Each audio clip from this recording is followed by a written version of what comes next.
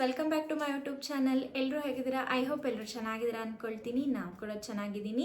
ಇವತ್ತಿನ ವಿಡಿಯೋಲಿ ನಾನು ಏರ್ ಆಯಿಲ್ನ ಅಪ್ಲೈ ಮಾಡೋದನ್ನ ತೋರಿಸ್ಕೊಡ್ತಿದ್ದೀನಿ. ಅದ್ರ ಜೊತೆಗೆ ಏರ್ ಫಾಲ್ಗೆ ಕಂಟ್ರೋಲ್ ಆಗೋಂಥ ಒಂದಷ್ಟು ಮಸಾಜ್ ಸ್ಟೆಪ್ಗಳನ್ನ ಕೂಡ ತೋರಿಸ್ಕೊಡ್ತಾ ಇದ್ದೀನಿ. ಈ ಮಸಾಜ್ ಸ್ಟೆಪ್ಗಳಿಂದ ಹೇರ್ ಫಾಲ್ ಕಡಿಮೆ ಆಗೋದ್ರ ಜೊತೆಗೆ ರೀಗ್ರೋತ್ ಆಗೋಕ್ಕೆ ಹೆಲ್ಪ್ ಮಾಡುತ್ತೆ, ಹಾಗೆ ಬ್ಲಡ್ ಸರ್ಕ್ಯುಲೇಷನ್ ಚೆನ್ನಾಗಾಗುತ್ತೆ. ಯಾವಾಗ ನಮ್ಮ ತಲೆಯಲ್ಲಿ ಬ್ಲಡ್ ಸರ್ಕ್ಯುಲೇಷನ್ ಚೆನ್ನಾಗಾಗುತ್ತೆ ಆವಾಗ ಹೇರ್ ಫಾಲ್ನ ಕಂಟ್ರೋಲ್ ಮಾಡುತ್ತೆ, ಜೊತೆಗೆ ಹೇರ್ ರೀಗ್ರೋತ್ ಆಗೋಕ್ಕೆ ತುಂಬಾ ಬೆನಿಫಿಟ್ಸ್ ಇರುತ್ತೆ ಇದರಿಂದ. ಸೊ ನಾನು ಇದಕ್ಕೆ ಮುಂಚೆ ಒಂದು ಹಳೆ ವಿಡಿಯೋಲ್ಲಿ ಏರ್ ಆಯಿಲ್ನ ಮನೇಲೆ ಹೇಗೆ ಪ್ರಿಪೇರ್ ಮಾಡ್ಕೋಬೋದು ಅಂತ ತೋರಿಸ್ಕೊಟ್ಟಿದ್ದೀನಿ. ಅಂದರೆ ನಾವು ರೆಗ್ಯುಲರಾಗಿ ಯೂಸ್ ಮಾಡೋ ಅಂಥ ಕೊಬ್ಬರಿ ಎಣ್ಣೆಗೆ ಮೆಂತ್ಯ, ಕರಿಬೇವು, ಜೊತೆಗೆ ಬೆಟ್ಟದ ನೆಲ್ಲಿಕಾಯಿ ಅದೆಲ್ಲ ಹಾಕಿ ಆಯಿಲ್ನ ಪ್ರಿಪೇರ್ ಮಾಡ್ಕೊಳ್ಳೋದನ್ನ ತೋರಿಸ್ಕೊಟ್ಟಿದ್ದೀನಿ. ಆಯಿಲ್ ಮಾಡ್ಕೊಂಡಿರೋ ವಿಡಿಯೋನ ನಾನು ಮುಂಚೆನೇ ಒಂದು ಅಪ್ಲೋಡ್ ಮಾಡಿದ್ದೀನಿ. ನೀವು ಬೇಕಿದ್ರೆ ನಂದು ಚಾನಲಲ್ಲಿದೆ, ಚೆಕ್ ಮಾಡ್ಕೋಬೋದು. ಸೊ ಅದನ್ನೆಲ್ಲ ಹಾಕಿ ಪ್ರಿಪೇರ್ ಮಾಡ್ಕೊಂಡಿರೋ ಅಂಥ ಆಯಿಲ್ನ ಈ ಬಾಟಲ್ ಹಾಲು ಹಾಕಿ ಸ್ಟೋರ್ ಮಾಡ್ಕೊಂಡಿದ್ದೀವಿ. ಅದು ಆ್ಯಕ್ಚುಲಿ ಈ ಬಾಟಲ್ಲೇ ಯೂಸ್ ಮಾಡಬೇಕು ಅಂತ ಏನಿಲ್ಲ. ಒಂದು ಬೌಲಲ್ಲಿ ಸ್ವಲ್ಪ ಎಣ್ಣೆನ ಬೆಚ್ಚಗೆ ಮಾಡಿಕೊಂಡು ಕಾಟನ್ ಹೆಲ್ಪಿಂದ ನಾವು ನೀಟಾಗಿ ಅಪ್ಲೈ ಮಾಡ್ಕೋಬೋದು. ಬಟ್ ಇದರಲ್ಲಿ ಅಪ್ಲೈ ಮಾಡೋದ್ರಿಂದ ನೀಟಾಗಿ ರೂಟ್ಸ್ಗೆ ಸ್ವಲ್ಪ ಮಸಾಜ್ ಆಗುತ್ತೆ, ಹಾಗಾಗಿ ಈ ಥರ ಬಾಟಲ್ನ ಯೂಸ್ ಮಾಡ್ತಾ ಇದ್ದೀನಿ. ಈಗ ಈ ಬಾಟಲ್ ಹೆಲ್ಪಿಂದ ನಾನು ಇಡೀ ರೂಟ್ಸ್ಗೆ ಆಯಿಲ್ ಅಪ್ಲೈ ಮಾಡ್ತಾ ಇದ್ದೀನಿ. ಈ ರೀತಿ ಆಯಿಲ್ ಅಪ್ಲೈ ಮಾಡೋವಾಗ ಪ್ರೆಸ್ ಮಾಡಿಕೊಂಡು ಸ್ವಲ್ಪ ಮೂವ್ ಮಾಡ್ತಾ ಇರ್ತೀನಿ. ಆವಾಗ ಕ್ಲೀನಾಗಿ ಆಯಿಲು ಎಲ್ಲ ಕಡೆ ರೂಟ್ಸ್ಗೆ ಅಪ್ಲಿಕೇಶನ್ ಆಗುತ್ತೆ ಚೆನ್ನಾಗಿ.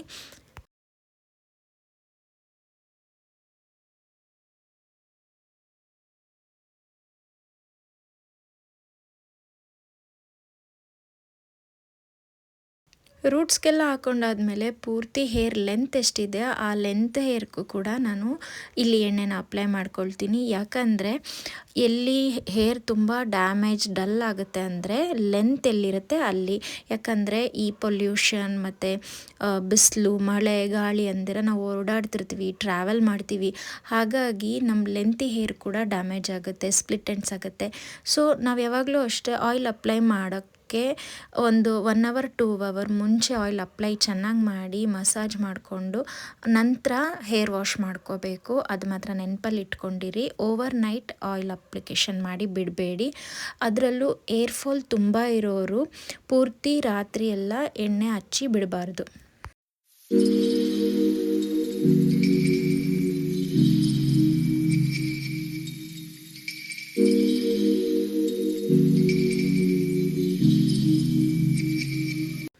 ಸೊ ನೀವು ನೋಡ್ತಾ ಇರ್ಬೋದು ಬಾಟಲ್ನ ಪ್ರೆಸ್ ಮಾಡಿದ್ರೆ ಯಾವ ರೀತಿ ಎಣ್ಣೆ ಬರುತ್ತೆ ಅಂತ.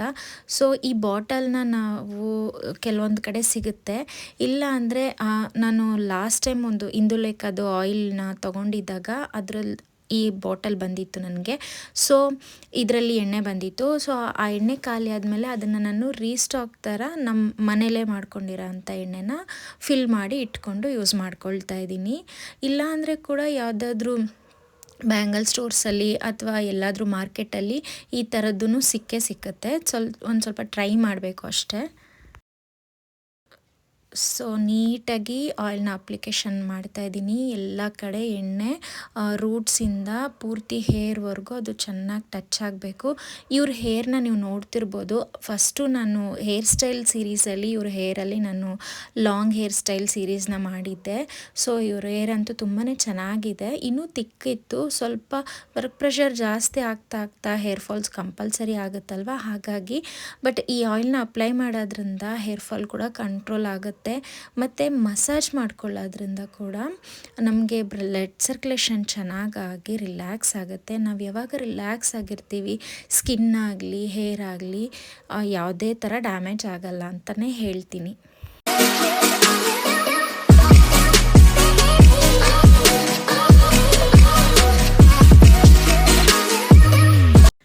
ಈಗ ನಾನು ಪೂರ್ತಿ ಹೇರ್ಗೆ ಆಯಿಲ್ನ ಅಪ್ಲೈ ಮಾಡ್ಕೊಂಡ್ಮೇಲೆ ಮಸಾಜ್ನ ಸ್ಟಾರ್ಟ್ ಮಾಡ್ತಾಯಿದ್ದೀನಿ. ಸೊ ನನ್ನ 2 ಫಿಂಗರ್ಸ್ನ ಯೂಸ್ ಮಾಡ್ಕೊಳ್ತೀನಿ, ಅಂದರೆ ನನ್ನ 2 ಕೈ ಫಿಂಗರ್ಸ್ಗಳನ್ನ ಯೂಸ್ ಮಾಡ್ಕೊಳ್ತಾ ಇದ್ದೀನಿ. ನಿಮಗೆ ತೋರಿಸ್ತಾ ಇದ್ದೀನಿ.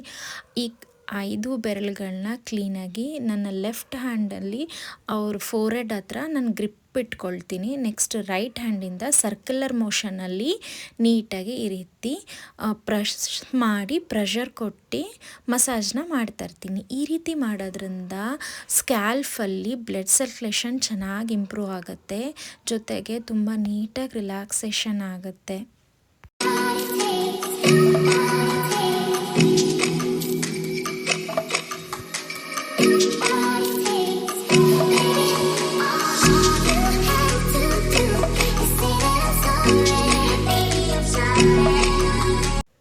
ಸೊ ಇದಾದಮೇಲೆ ಎರಡೂ ಕೈಲಿಂದ ಪ್ರೆಷರ್ ಪಾಯಿಂಟ್ಸ್ನ ಸ್ಟಾರ್ಟ್ ಮಾಡ್ಕೊಳ್ತಾ ಇದ್ದೀನಿ. ಮೂಮೆಂಟ್ ಮಾಡಿಕೊಂಡು ಈ ರೀತಿ ಪ್ರೆಷರ್ ಕೊಡ್ತಾ ಪೂರ್ತಿ ಹೆಡ್ಡು ಮಸಾಜ್ ಮಾಡ್ತೀನಿ. ಈ ರೀತಿ ಮಾಡೋದ್ರಿಂದ ಎಲ್ಲೆಲ್ಲಿ ರೂಟ್ಸಿಂದ ಹೇರ್ ಫಾಲ್ ಆಗಿರುತ್ತೆ ಅದು ರೂಟ್ಸ್ ಓಪನ್ ಮಾಡಿ ಹೇರ್ ಗ್ರೋತ್ ಮಾಡೋಕ್ಕೆ ಹೆಲ್ಪ್ ಮಾಡುತ್ತೆ. ನೆಕ್ಸ್ಟು ನಾನು ಪುಲ್ಲಿಂಗ್ ಮಾಡ್ತಾಯಿದ್ದೀನಿ, ಫಿಂಗರ್ ಪುಲ್ಲಿಂಗ್ ಮಾಡ್ತಾಯಿದ್ದೀನಿ. ಫಿಂಗರ್ ಹೆಲ್ಪಿಂದ ನೀಟಾಗಿ ಪುಲ್ ಮಾಡಿಕೊಂಡು ಪ್ರೆಷರ್ ಪಾಯಿಂಟ್ ಕೊಡ್ತಾಯಿದ್ದೀನಿ. ಇದೂ ಅಷ್ಟೇ, ಈ ಹೆಡ್ಡೇಕೆಲ್ಲ ಇದ್ದರೆ ತುಂಬ ನೀಟಾಗಿ ಕಮ್ಮಿ ಆಗುತ್ತೆ ಅಂತ ಹೇಳ್ಬೋದು. ಮತ್ತು ನೆಕ್ಕಿಂದ ನಾನು ಮೇಲೆಗಡೆ ಕ್ರೌನ್ ಏರಿಯಾವರೆಗೂ ಸರ್ಕಲ್ ಮೋಷನಲ್ಲಿ ಫಿಂಗರ್ಸ್ನ ಯೂಸ್ ಮಾಡ್ಕೊಂಡು ಪ್ರೆಷರ್ ಪಾಯಿಂಟ್ ಕೊಡ್ತೀನಿ. ಇದಾದಮೇಲೆ 2 ಸೆಕ್ಷನ್ಸ್ನ ಈ ರೀತಿ ಮಾಡ್ಕೊಳ್ತೀನಿ. ಈ ರೀತಿ 2 ಸೆಕ್ಷನ್ಸ್ ಮಾಡಿಕೊಂಡು ಈ ರೀತಿ ಫಿಂಗರ್ಸ್ನ ಯೂಸ್ ಮಾಡಿಕೊಂಡು ನೀಟಾಗಿ ರೂಟ್ಸ್ನ ಪ್ರೆಷರಿಂದ ಪ್ರೆಸ್ ಮಾಡ್ಕೊಳ್ತಾ ಬರ್ತೀನಿ. ಅಂದರೆ ನಾವು ಕೊಡ್ತಿರೋ ಪ್ರೆಷರು ಅವ್ರಿಗೆ ಹಾರ್ಡಾಗಿರಬಾರ್ದು, ನೋಡಿಕೊಂಡು ಪ್ರೆಷರ್ ಪಾಯಿಂಟ್ಸ್ನ ಕೊಟ್ಕೊಂಡು ಹೋಗಬೇಕು. ಕೆಲವೊಂದು ಸೆನ್ಸಿಟಿವ್ ಏರಿಯಾಸ್ ಇರುತ್ತೆ, ಅದನ್ನು ನೀವು ಕಂಪಲ್ಸರಿ ಗಮನ ಇಟ್ಕೋಬೇಕು ಯಾವಾಗಲೂ ಅಷ್ಟೇ. ತುಂಬ ರಫಾಗಿ ಹ್ಯಾಂಡಲ್ ಮಾಡೋದು, ತುಂಬ ಪ್ರೆಷರ್ ಕೊಡೋದು ಆ ಥರ ಎಲ್ಲ ಮಾಡಬಾರ್ದು. ಸೊ ನೀಟಾಗಿ ನಿಧಾನಕ್ಕೆ ನಾನು 2 ಕಡೆ ಫಿಂಗರ್ ಹೆಲ್ಪಿಂದ ಪ್ರೆಷರ್ನ ಕೊಟ್ಕೊಂಡು ಹೋಗ್ತಿದ್ದೀನಿ. ಇದು ಪ್ರೆಸ್ಸಿಂಗ್ ಪಾಯಿಂಟ್ಸ್ ಅಂತ ಹೇಳ್ತಾರೆ. ಫಿಂಗರ್ನ ಯೂಸ್ ಮಾಡಿಕೊಂಡು ಒಂದೊಂದೇ ಸೆಕ್ಷನ್ ಥರ ನಾನು ಪ್ರೆಷರ್ ಪಾಯಿಂಟ್ನ ಕೊಡ್ತಾಯಿದ್ದೀನಿ. ಇದಾದಮೇಲೆ ಮತ್ತೆ ನಾನು ಫಿಂಗರಿಂದ ಫೋರೆಡ್ ಹೆಲ್ಪ್ನ ತಗೊಂಡು ಈ ರೀತಿ ಪುಷ್ ಮಾಡ್ತಾಯಿದ್ದೀನಿ ಫಿಂಗರ್ಸ್ನ. ಈ ರೀತಿ ಮಾಡೋದ್ರಿಂದ ಫ್ರಂಟ್ ಏರಿಯಾದಲ್ಲಿ ಅಂದರೆ ಈ ಫೋರೆಡಿಂದ ಸ್ವಲ್ಪ ಹಿಂದೆಗಡೆ ಹೇರ್ ಫಾಲ್ ಆಗಿದ್ದರೆ ರೀಗ್ರೋತ್ ಆಗೋಕ್ಕೆ ಹೆಲ್ಪ್ ಆಗುತ್ತೆ ತುಂಬಾ ಅಂತ ಹೇಳ್ಬೋದು. ಮೇನ್ಲಿ ನಾನು ಈ ಮಸಾಜ್ ತೋರಿಸ್ತಾ ಇರೋದು ರಿಲ್ಯಾಕ್ಸೇಷನ್ ಆಗೋಕ್ಕೆ, ಬ್ಲಡ್ ಸರ್ಕ್ಯುಲೇಷನ್ ಚೆನ್ನಾಗಾಗೋಕ್ಕೆ, ಜೊತೆಗೆ ಹೇರ್ ಫಾಲ್ ಕಂಟ್ರೋಲ್ ಆಗಿ ಹೇರ್ ಗ್ರೋತ್ ಆಗುತ್ತೆ. ಸೊ ಇದ್ರ ಜೊತೆಗೆ ನಮ್ಮ ಇಂಟೆಕ್ ಕೂಡ ಚೆನ್ನಾಗಿರಬೇಕು. ಬರೀ ಆಯಿಲ್ ಮಸಾಜ್ ಮಾಡಿದ್ರೆ, ಆಯಿಲ್ ಹಾಕ್ಕೊಂಡ್ರೆ ಮಾತ್ರನೇ ಹೇರ್ ಚೆನ್ನಾಗಿ ಬೆಳೆಯುತ್ತಾ? ಇಲ್ಲ, ಹೇರ್ ಫಾಲ್ ಆಗಲಿ, ಸ್ಕಿನ್ ಆಗಲಿ ಎಲ್ಲನೂ ಚೆನ್ನಾಗಿರಬೇಕು ಅಂದರೆ ನಾವೇನು ಫುಡ್ ತೊಗೋತೀವಿ ಆ ಫುಡ್ಡು ಕೂಡ ತುಂಬ ಬ್ಯಾಲೆನ್ಸ್ಡ್ ಆಗಿರಬೇಕು, ಚೆನ್ನಾಗಿರಬೇಕು. ಅದ್ರ ಎಲ್ಲ ಚೆನ್ನಾಗಿದ್ದು ಕೂಡ ಹೇರ್ ಫಾಲ್ ಆಗ್ತಿದೆ ಅಂದಾಗ ನಮಗನ್ಸುತ್ತೆ ಆವಾಗ ನಮ್ಮ ವರ್ಕ್ ಪ್ರೆಷರಿಂದ ನಮಗೆ ಹೇರ್ ಫಾಲ್ ಆಗ್ತಿದೆ ಅಂತ. ಸೊ ಆಗ ನಮಗೆ ಅಂತ ನಾವು ವೀಕ್ಲಿ ಒನ್ಸ್ ಒಂದು 15 to 20 ಮಿನಿಟ್ಸ್ ಈ ರೀತಿ ಆಯಿಲ್ ಅಪ್ಲೈ ಮಾಡ್ಕೊಳ್ಳೋದ್ರಿಂದ ತುಂಬಾ ಬೆನಿಫಿಟ್ ಇದೆ. ಒಂದ್ಸಲಿ ತುಂಬ ಹೇರ್ ಫಾಲ್ ಇರೋರು ಇದನ್ನು ಟ್ರೈ ಮಾಡಿ ನೋಡಿ.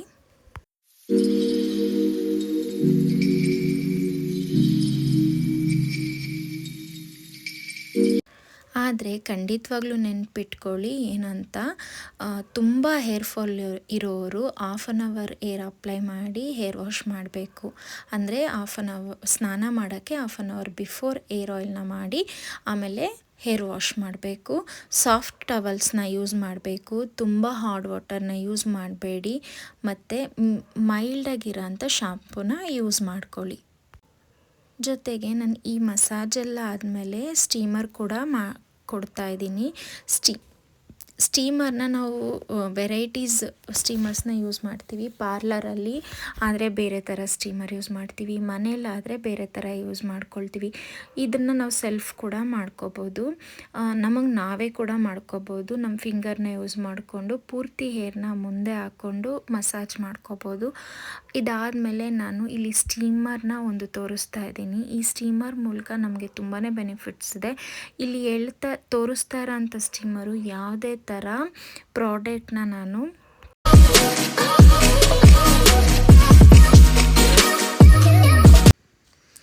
ಈಗ ನಾನು ಇಲ್ಲಿ ಫೋರೆಡ್ ಮತ್ತು ಇಯರ್ ಸೆಕ್ಷನಲ್ಲಿ ಕೂಡ ಪ್ರೆಷರ್ ಪಾಯಿಂಟ್ಸ್ನ ಕೊಡ್ತಾ ಇದ್ದೀನಿ. ನನ್ನ 2 ಫಿಂಗರ್ಸ್ನಿಂದ ನಿಧಾನಕ್ಕೆ ಪ್ರೆಷರ್ ಮಾಡ್ತಾ ಇದ್ದೀನಿ. ಬಟ್ ನೀವು ನೆನ್ಪಿಟ್ಕೊಳ್ಳಿ, ಯಾವಾಗಲೂ ಅಷ್ಟೇ ಬೇರೆಯವ್ರಿಗೆ ಮಾಡುವಾಗ ಪಾಯಿಂಟ್ಸ್ ಕೊಡೋದು ನಿಮಗೆ ಗಮನ ಇರಬೇಕು. ಪ್ರೆಷರ್ ಎಷ್ಟು ಆಗ್ತಾ ಇದ್ದೀವಿ ಅನ್ನೋದ್ರ ಬಗ್ಗೆ ಗಮನ ಇರಬೇಕು. ಮತ್ತು ಸೆನ್ಸಿಟಿವ್ ಏರಿಯಾಸ್ ಕೂಡ ಗಮನ ಇರಬೇಕು. ನಾವು ನಮಗೆ ಸೆಲ್ಫ್ ಮಾಡ್ಕೊಳ್ಳೋವಾಗ ನಮಗೆ ಒಂದು ಐಡಿಯಾ ಇರುತ್ತೆ, ನಾವು ಎಲ್ಲಿ ಪ್ರೆಸ್ ಮಾಡ್ತಾ ಇದ್ದೀವಿ ಮತ್ತು ಪ್ರೆಸ್ ಮಾಡ್ತಿರೋದು ಎಷ್ಟು ಪ್ರೆಷರಲ್ಲಿ ಇದೆ ಅನ್ನೋದು ನಮಗೆ ಗಮನ ಇರುತ್ತೆ. ಬಟ್ ನಾವು ಇನ್ನೊಬ್ರಿಗೆ ಮಾಡೋವಾಗ ಅವರು ಹೇಗೆ ಬಾಡಿ ರಿಯಾಕ್ಟ್ ಆಗುತ್ತೆ ಅದನ್ನು ನಾವು ನೋಡ್ಕೋಬೇಕು. ಅವ್ರಿಗೆ ಕೆಲವೊಂದು ಸರಿ ಪೇಯ್ನ್ ಆಗ್ಬೋದು, ಹಾರ್ಮ್ ಆಗ್ಬೋದು. ಕೆಲವೊಂದು ಸೆನ್ಸಿಟಿವ್ ಏರಿಯಾಸ್ನ ತುಂಬ ಪ್ರೆಷರ್ ಪಾಯಿಂಟ್ಸ್ ಕೊಟ್ಟಾಗ ಅವ್ರಿಗೆ ತುಂಬಾ ನೋವಾಗ್ಬೋದು. ಅದೆಲ್ಲ ನಾವು ಗಮನ ಇಟ್ಕೊಂಡು ಈ ಆಯಿಲ್ ಮಸಾಜ್ನ ಮಾಡಬೇಕಾಗುತ್ತೆ.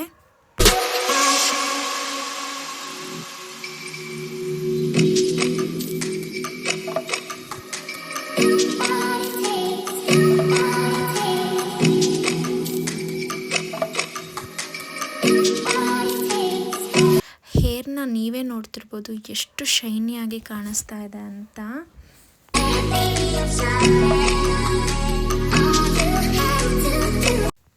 ಯಾಕಂದರೆ ಈ ಆಯಿಲಲ್ಲಿ ನಾವು ಅಂಥ ಒಳ್ಳೆ ಇಂಗ್ರೀಡಿಯೆಂಟ್ಸ್ ಹಾಕಿದ್ದೀವಿ. ಸೊ ವಿಡಿಯೋನ ಒಂದ್ಸರಿ ನೀವು ನೋಡಿ ಆಯಿಲ್ನ ಹೇಗೆ ಪ್ರಿಪೇರ್ ಮಾಡಿದ್ದೀನಿ ಅಂತ ನನ್ನ ಹಳೆ ವಿಡಿಯೋಲಿ. ಇಲ್ಲ ಅಂದರೆ ನಾನು ನೆಕ್ಸ್ಟ್ ಟೈಮ್ ಯಾವಾಗಲಾದರೂ ಮತ್ತೆ ಒಂದು ಸತಿ ಆಯಿಲ್ನ ಯಾವ ರೀತಿ ಪ್ರಿಪೇರ್ ಮಾಡ್ಕೋಬೋದು ಅಂತ ತೋರಿಸ್ಕೊಡ್ತೀನಿ. ಸೊ ಈಗ ಪೂರ್ತಿ ಹೇರ್ನ ಮುಂದೆ ಹಾಕ್ಕೊಂಡು ನೆಕ್ ಏರಿಯಾ ಕೂಡ ಸ್ವಲ್ಪ ಪ್ರೆಷರ್ ಪಾಯಿಂಟ್ಸ್ನ ಕೊಡ್ತಾ ಇದ್ದೀನಿ.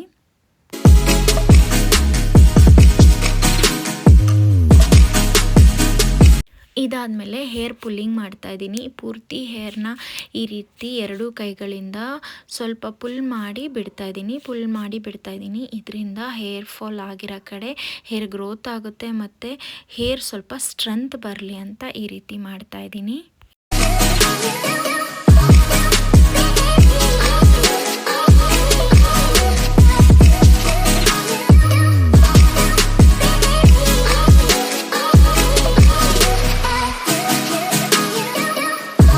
ಮತ್ತೆ ಒಂದ್ಸಲಿ ಮಾಡಿದ್ದಂಥ ಮಸಾಜ್ನೆಲ್ಲ ರೀಸ್ಟಾರ್ಟ್ ಮಾಡಿ ಒಂದ್ಸಲಿ ಕಂಪ್ಲೀಟ್ ಮಾಡ್ಕೊಳ್ತೀನಿ. ಇದು ಕರೆಕ್ಟಾಗಿ ಮಸಾಜ್ ಮುಗಿಯೋಷ್ಟರಲ್ಲಿ 45 ಮಿನಿಟ್ಸ್ ಕಂಪಲ್ಸರಿ ಆಗುತ್ತೆ. ಒಂದೊಂದು ಮಸಾಜ್ನ ಕೂಡ 2 ಸತಿ ಮಾಡ್ತಾ ಬಂದರೆ ಕ್ಲೀನಾಗಿ 40 ಮಿನಿಟ್ಸ್ ಮಸಾಜ್ ಆಗುತ್ತೆ. ಒಂದು 5 to 10 ಮಿನಿಟ್ಸ್ ಸ್ಟೀಮ್ ಆಗುತ್ತೆ.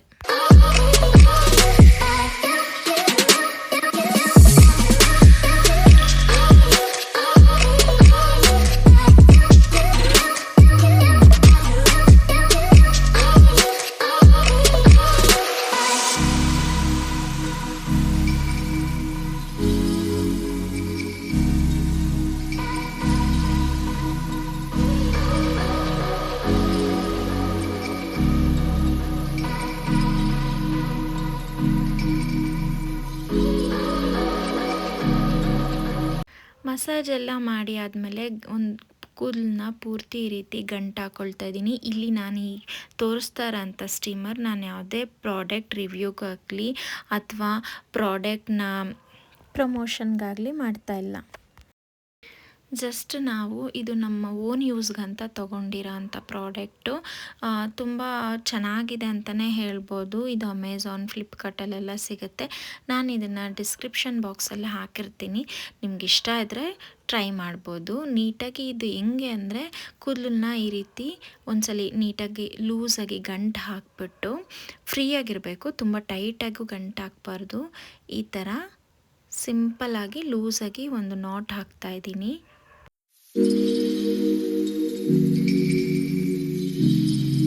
ನಾಟ್ ಹಾಕಿದ್ಮೇಲೆ ಈ ಸ್ಟೀಮರ್ನ ಈ ಥರ ಕ್ಯಾಪ್ ಥರ ಕವರ್ ಮಾಡ್ತೀನಿ. ಕವರ್ ಮಾಡಿದ್ಮೇಲೆ ಇಲ್ಲಿ ಹೆಡ್ ಮೇಲೆ ಡಿಪೆಂಡ್ ಆಗುತ್ತೆ. ಈ ಥರ ಒಂದು ಎಲೆಕ್ಟ್ರಿಕ್ ಥರ ಕೊಟ್ಟಿರ್ತಾರೆ. ಇದು ಲೂಸು ಟೈಟು ಮಾಡ್ಬೋದು. ಸ್ವಲ್ಪ ತಲೆ ದಪ್ಪ ಇದ್ದರೆ ಲೂಸ್ ಮಾಡ್ಕೋಬೋದು, ತಲೆ ಚಿಕ್ಕದಾಗಿದ್ದರೆ ಒಂದು ಸ್ವಲ್ಪ ಚಿಕ್ಕದು ಮಾಡ್ಕೋಬೋದು. ಈ ರೀತಿ ಮಾಡಿಕೊಂಡು ಕ್ಲೀನಾಗಿ ಕ್ಯಾಪ್ನ ಹಾಕ್ತಾಯಿದ್ದೀನಿ. ಮತ್ತು ಈ ಕ್ಯಾಪಿಂದ ಕಿವಿಗಳನ್ನ ಆಚೆ ತೊಗೊಳ್ಬೇಕು. ಇದಾದಮೇಲೆ ಇಲ್ಲಿ ಸೆಟ್ಟಿಂಗ್ಸ್ ಕೂಡ ಕೊಟ್ಟಿರ್ತಾರೆ. ಆನು, ಆಫು ಮತ್ತು ಮೀಡಿಯಮು, ಹೈ ಇಷ್ಟು ಕೊಟ್ಟಿರ್ತಾರೆ.